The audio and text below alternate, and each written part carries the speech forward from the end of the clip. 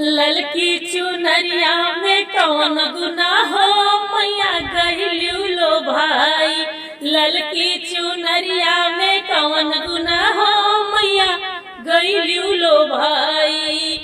गइलू लो भाई मैया गइलू लो भाई। गइलू लो भाई मैया गइलू लो भाई।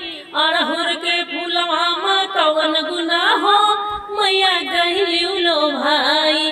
अड़हुल के फूलवा में कौन गुनाह हो मैया गइलू लो भाई। हाथिया घोड़ा माई के मनहु न भावे। हाथिया घोड़ा माई के मनहु न भावे।